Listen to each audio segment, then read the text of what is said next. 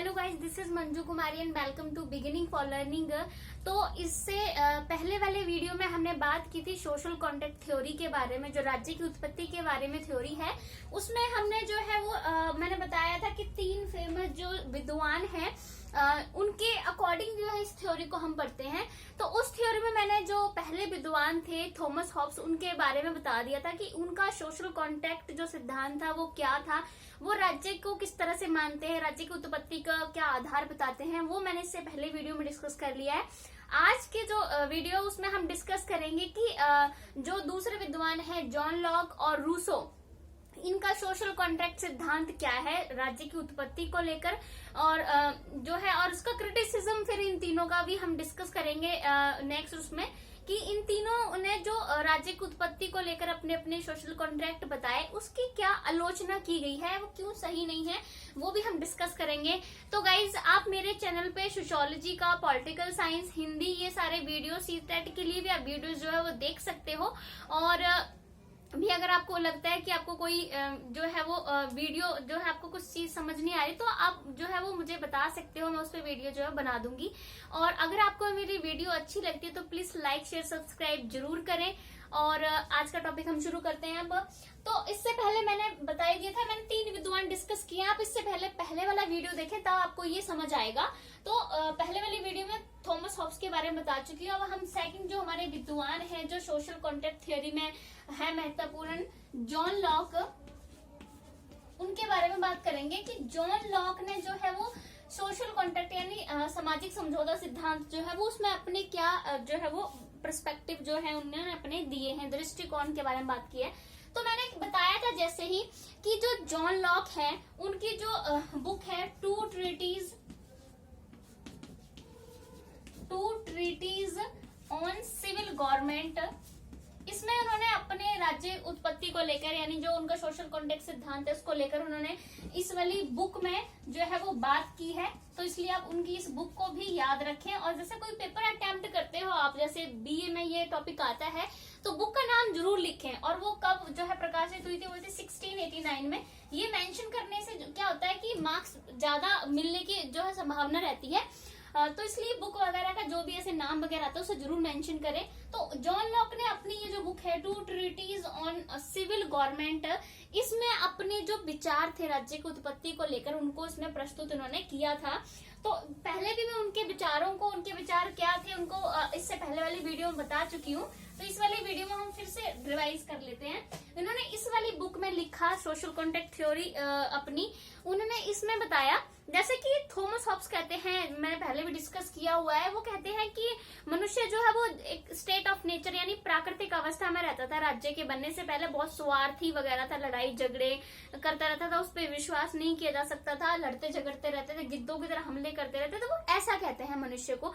But John Locke जो है उनके उल्ट कहते हैं, वो कहते हैं कि जब प्राकृतिक अवस्था में मनुष्य रहता था बहुत ही शांतिपूर्वक रहता था, सहयोग से, मित्रता के साथ रहता था, मतलब आराम से रह रहा था, उसे किसी चीज की कोई फिक्र नहीं थी, उसे जो है वो अधिकार भी प्राप्त थे। जैसे जॉन लॉक तीन अधिकार की बात करते हैं कि जब प्राकृतिक अवस्था में मनुष्य रहता था राज्य के बनने से पहले, तब उसे तीन अधिकार भी प्राप्त थे। जैसे एक जीवन का अधिकार, दूसरा स्वतंत्रता का अधिकार जो है वो मनुष्य को प्राप्त था, और तीसरा जो है वो संपत्ति का अधिकार जो है उसे प्राप्त था। ये जॉन लॉक कहते हैं कि उससे तीन अधिकार प्राप्त थे। और जो थॉमस हॉब्स है वो कहते हैं कि सिर्फ उस मनुष्य को एक अधिकार प्राप्त था, वो था आत्म रक्षा का, सेल्फ डिफेंस का, मतलब आप अपनी रक्षा कर सकते हो। बाकी सारे अधिकार जो है वो राजा डिसाइड करेगा, जो प्रभु है, जो सॉवरेंट है, वो डिसाइड करेगा कि कौन से अधिकार आप प्रयोग कर सकते हो। बट जॉन लॉक कहते हैं कि तीन अधिकार जो थे मेनली, और भी अधिकारों की बात करते हैं, मेनली तीन अधिकारों की बात बहुत करते हैं वो,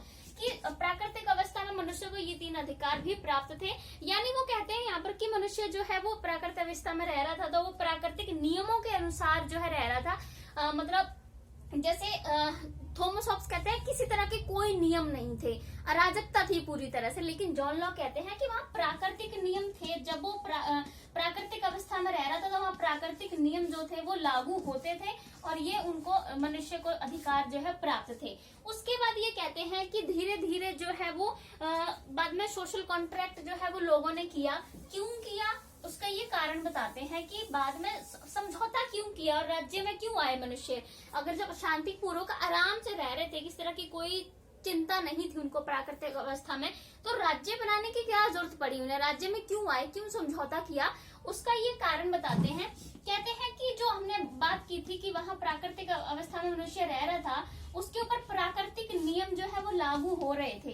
ठीक है, प्राकृतिक नियमों के अनुसार मनुष्य चल रहा था, लेकिन वो कहते हैं प्राकृतिक नियमों की व्याख्या करने के लिए कोई भी सर्वोच्च संस्था नहीं बनी थी जो इन प्राकृतिक नियमों की व्याख्या कर सके, मैं एक्सप्लेनेशन कर सके, बता सके एक्चुअली में कि प्राकृतिक नियम क्या है, किस तरह का आप व्यवहार करोगे इनके अनुसार, किस तरह आप इनके अनुसार चलोगे। व्याख्या करने के लिए कोई भी सर्वोच्च संस्था वहां पर नहीं थी, और ना ही व्याख्या करने के साथ साथ में है उनको लागू करने वाली भी कोई संस्था नहीं थी। मतलब कहने का मतलब ये जॉन लॉक कहते हैं सिर्फ वहां प्राकृतिक नियम बना दिए, मतलब प्राकृतिक नियम थे लेकिन उनकी व्याख्या करना, उनको लागू करना, इसके लिए कोई सर्वोच्च संस्था ऊपर नहीं बनी थी। और वो कहते हैं प्राकृतिक नियम जो थे वो समान भी नहीं थे, मतलब कि एक प्रकार से कहते हैं ना कि एक हर जगह एक रूप से मतलब बिखरे हुए नहीं थे, एक तरह से नहीं थे, असमान थे वो। ठीक है, तो ये कहते हैं इस कारण की वजह से क्या हुआ, जब इस तरह की कोई भी चीजें नहीं थी तो धीरे धीरे जो है वो अराजकता फैलने लगी, क्योंकि नियम तो थे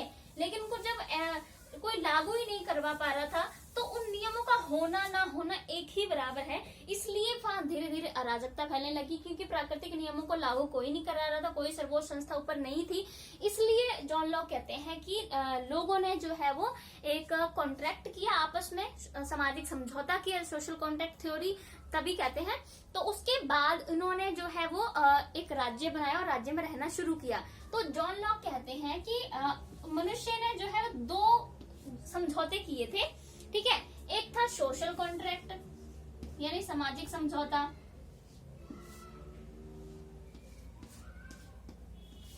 ठीक है, एक तो था सोशल कॉन्ट्रैक्ट सॉरी, एक सोशल कॉन्ट्रैक्ट था और दूसरा गवर्नमेंट एग्रीमेंट, गवर्नमेंट एग्रीमेंट। ये दो तरह के समझौते बताते हैं कि मनुष्य ने दो प्रकार के समझौते किए थे। एक किया था सोशल कॉन्ट्रैक्ट यानी सामाजिक समझौता। सामाजिक समझौते में उसने क्या किया, सामाजिक समझौते में वो कहते हैं कि सामाजिक समझौता लोगों ने आपस में किया, कि अराजकता जब फैलने लगी तो लोगों ने आपस में एक समझौता किया जिसमें उन्होंने स्वीकार किया कि वो एक राज्य में रहेंगे और अब यहाँ प्राकृतिक नियम लागू नहीं होंगे, प्राकृतिक नियमों की जगह जो है वो सामाजिक नियम जो है वो लागू किए जाएंगे। तो यहाँ पर पहली बार है कि प्राकृतिक नियम की जगह सामाजिक नियमों की बात आ गई कि सामाजिक नियम लागू होंगे। तो दो प्रकार की कॉन्ट्रैक्ट करते हैं इनके अकॉर्डिंग लोग, एक आपस में करते हैं जिसमें वो कहते हैं हम एक राज्य में रहेंगे और वहां सामाजिक नियम लागू होंगे, प्राकृतिक नियम अब नहीं रहेंगे। ठीक है, फिर दूसरा जो वो कॉन्ट्रैक्ट करते हैं वो करते हैं जनता और सरकार के बीच में, तभी तो उसको कहते हैं गवर्नमेंट एग्रीमेंट। तो कहते हैं कि पहला तो लोगों ने आपस में समझौता किया, ठीक है, और दूसरा जो है वो लोगों ने अपने बीच, अपने मतलब जनता और सरकार के बीच में समझौता किया। तो सरकार के उसमें उन्होंने क्या समझौता किया, इसमें कहते हैं कि सरकार के उसमें उन्होंने ये समझौता किया कि जो एक सर्वोच्च पावर होगी हमसे ऊपर, वो नियम रेगुलेशंस बनाएगी, हम उसके नियम रेगुलेशंस बनाएंगे, उसके पास जो है वो गवर्नमेंट के पास जो है पावर होगी, लेकिन गवर्नमेंट जो है वो हमारे जो अधिकार हैं, जिन्होंने तीन अधिकारों की बात की, जीवन का, स्वतंत्रता का, संपत्ति का, कहते हैं हमारे जो अधिकार हैं गवर्नमेंट हमारे अधिकारों की रक्षा करेगी, और अगर गवर्नमेंट हमारे अधिकारों की रक्षा नहीं करती है, बंद कर देती है, तो हमारे पास यानी लोगों के पास ये अधिकार होगा कि वो इस समझौते को तोड़ सकते हैं। जो इससे पहले वाले जो विद्वान हैं उनमें और इनमें ये फर्क है। थॉमस हॉब्स कहते हैं कि जो एक बार कॉन्ट्रैक्ट लोगों ने कर लिया था उसको वो तोड़ नहीं सकते थे, लेकिन जॉन लॉक कहते हैं कि जो समझौता हमारे और सरकार, जनता और सरकार के बीच में होगा, जनता उसको तोड़ सकती है अगर गवर्नमेंट जो है वो लोगों के अधिकारों की रक्षा नहीं करती है, लोगों के हितों की पूर्ति नहीं करती है, तो लोग जो ये समझौता करेंगे गवर्नमेंट के साथ में उसे तोड़ सकते हैं। यानी एक प्रकार से ये जो है सीमित राजतंत्र था, मतलब लोकतंत्र तो नहीं था, क्योंकि यहाँ भी इन्होंने एक सुप्रीम पावर को अपने ऊपर रखा था, यहाँ भी एक प्रभु था, लेकिन यहाँ पर क्या था कि उसकी जो शक्तियां थी वो सीमित की गई हुई थी, यानी सीमित राजतंत्र जो था इन्होंने बात की थी। ठीक है, क्योंकि वही के हितों की रक्षा नहीं करेगी तो समझौता तोड़ देंगे लोग और दूसरी गवर्नमेंट चुन लेंगे। ठीक है, तो इस प्रकार से था कि यहाँ राजतंत्र तो था, सारी जो एक प्रभु था उसके पास असीम पावर थी, लेकिन अगर वो लोगों के लिए काम नहीं करता तब उसे जो है वो हटाया जा सकता था। तो ये इनके जॉन लॉक के जो है मुख्य बातें थी इनके सोशल कॉन्ट्रैक्ट में। अब थॉमस हॉब्स ने क्या बोला था, पहली बार तो उन्होंने ये बोला कि जब प्राकृतिक अवस्था में मनुष्य रहता था बहुत ही स्वार्थी था, मतलब निर्दयी था, उसमें किस तरह की कोई भावना नहीं थी। उसके बाद जब उसने राज्य में रहने में डिसाइड किया, एक समझौता किया, तो सारी पावर एक प्रभु को दे दी, मतलब सारी पावर उसके पास थी और आप उसकी कठपुतली की तरह ही रहोगे सिर्फ। लेकिन जॉन लॉक कहते हैं कि जो है वो प्राकृतिक अवस्था में भी शांति से रह रहा था। उसके बाद जब कुछ प्रॉब्लम्स आई उसके बाद उसने ऐसे दो समझौते जो है वो आपस में किए, एक गवर्नमेंट के साथ में किया और एक आपस में किया। ठीक है, तो हम जॉन लॉक की इसकी कुछ और बातों में जो एक दो रह गई है वो भी और डिस्कस कर लेते हैं इनका सामाजिक समझौते के बारे में। जैसे अगर मैं थॉमस हॉब्स की बात करूं तो थॉमस हॉब ने क्या बोला कि जो कॉन्ट्रैक्ट हुआ है वो सिर्फ जो कॉन्ट्रैक्ट हुआ है वो लोगों के बीच में हुआ है। जो प्रभु है, जो हमने सबसे ऊपर रखा है, जिसके पास सारी पावर है, ठीक है, उसको सॉवरेन जो है, ठीक है, उसको वो समझौते का जो है वो हिस्सा नहीं है, यानी जो समझौते की शर्तें होंगी वो प्रभु पर लागू नहीं होंगी, ये थॉमस हॉब्स कहते हैं। लेकिन जॉन लॉक उल्टा कहते हैं। जॉन लॉक कहते हैं कि जो प्रभु है, जो हमने ऊपर रखा है, सर्वोच्च पावर रखी है हमने, वो जो है समझौते का हिस्सा है और समझौते की सारी शर्तें जो हैं वो प्रभु पर भी लागू होंगी। ठीक है, और बाकी एक और बात कहते हैं कि प्रभु जो है वो तब तक जो है वो रहेगा हमारे सबसे ऊपर जब तक वो जो है लोगों की भलाई के लिए काम करेगा। जब वो लोगों की भलाई के लिए काम नहीं करेगा तब उसे हटाया जा सकता है, यानी समझौता तोड़ा जा सकता है। थॉमस हॉब कहते हैं समझौता नहीं तोड़ा जा सकता है, लेकिन जॉन लॉक कहते हैं समझौता तोड़ा जा सकता है। ठीक है, ये मेन जो है इसमें जो है वो बातें हैं। ठीक है, उसके बाद हम लोग करेंगे अब जो हमारे पास रूसो हैं उनके बारे में। अब रूसो के बारे में हम बात करेंगे। रूसो ने क्या कहा था अपने जो सोशल कॉन्ट्रैक्ट था उनका,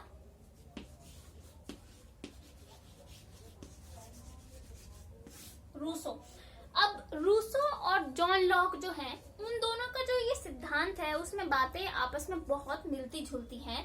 ठीक है, जब कब मिलती जुलती हैं, जब वो बात करते हैं जब मनुष्य प्राकृतिक अवस्था में रहता तब तो उस अवस्था में रहने में था, तब जॉन लॉक और रूसो एक जैसी बातें करते हैं। जॉन लॉक भी कहते हैं वो सहयोग से, मित्रता से, शांतिपूर्वक रह रहा था, और रूसो भी यही कहते हैं कि वहां तेरे मेरे की कोई भावना नहीं थी, सहयोग की भावना थी, एकता थी वहां पर। ठीक है, रूसो भी यही कहते हैं। लेकिन रूसो ये कहते हैं कि मतलब आराम से जो है वो मनुष्य प्राकृतिक अवस्था में रह रहा था, शांतिपूर्वक रह रहा था, लेकिन धीरे धीरे वहां पर एक समस्या आने लगी, वो थी संपत्ति। जब संपत्ति संस्था आई, मतलब संपत्ति नाम की कोई चीज आई, उसके बाद लोगों में तेरे मेरे की भावना होने लगी। अभी भी देखो यही होता है, जब भी संपत्ति की बात आती है तो बेटा बाप के विरुद्ध हो जाता है, तो संपत्ति वही वाली, यही रूसो भी यही कहते हैं। तो पहले की बातें चली आ रही है और आजकल तो बहुत ज्यादा ही हो गया ये संपत्ति को लेकर के लोगों को सिर्फ संपत्ति से मीनिंग मतलब अपना मतलब रखना होता है, फिर अपने बूढ़े माँ बाप को पता नहीं कहाँ कहाँ छोड़ आते हैं। तो वही यही कहते हैं कि जब संपत्ति आई तो लोगों में जो सहयोग की भावना, एकता की भावना खत्म हो गई, तेरे मेरे की भावना आ गई, जिसकी लाठी उसकी भैंस जैसी सिचुएशन बन गई, यानी जिसके पास ज्यादा शक्ति है, ज्यादा जो संपत्ति है वही पावरफुल है, तो लोग ज्यादा से ज्यादा संपत्ति जो है इकट्ठा करने लग पड़े। और इस तरह से रूसो कहते हैं कि अराजकता फैल गई चारों तरफ, और उसके बाद मनुष्य ने इस स्थिति से छुटकारा पाने के लिए जो है वो एक समझौता किया, सामाजिक समझौता, और उसने राज्य में रहना स्वीकार किया। और यहाँ पर राज्य में रहना स्वीकार किया, जैसे कि अभी थॉमस हॉब्स कहते हैं कि जब उसने राज्य में रहना स्वीकार किया तो अपने ऊपर जो है एक प्रभु को रखा, सारी पावर उसको दे दी। जॉन लॉक भी कहते हैं जब राज्य में मनुष्य रहना स्वीकार किया तो उसने जो पावर है एक प्रभु को दी, लेकिन सीमित पावर दी। तो रूसो भी यही बोलेंगे अब कि उसने किसी न किसी को तो पावर दी होगी मनुष्य ने। तो रूसो कहते हैं कि जब मनुष्य ने समझौता किया तो जो अपने ऊपर अधिकार, अपने ऊपर शासन करने की जो पावर थी वो जर्नल विल को दी। जर्नल विल मतलब हम इसको सामूहिक इच्छा भी कह सकते हैं।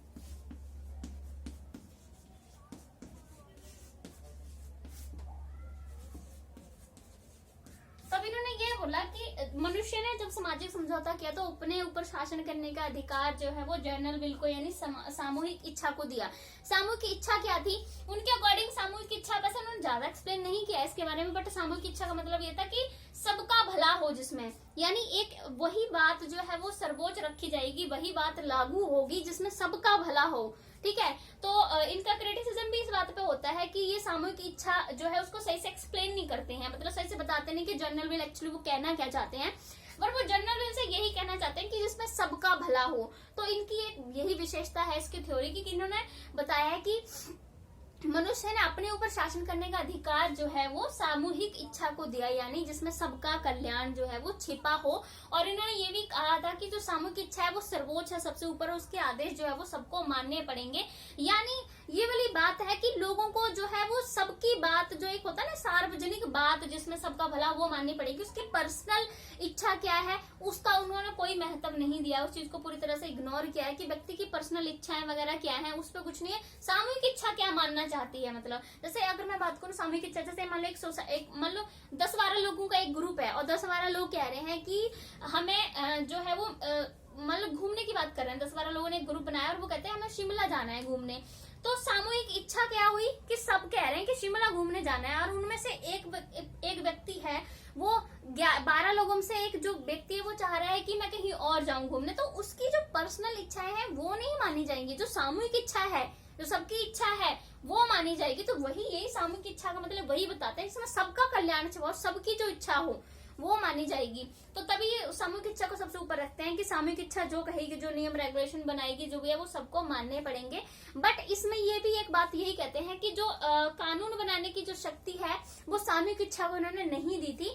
कानून बनाने की जो शक्ति थी वो उन्होंने एक सर्वशक्तिमान लोगों के समूह को दी थी। ठीक है, तो ये इनकी एक अलग बात थी। बट इनका जो सामूहिक इच्छा उसको बहुत अच्छे से एक्सप्लेन नहीं करते, इसलिए इनका इस पे जो है वो क्रिटिसिज्म भी होता है।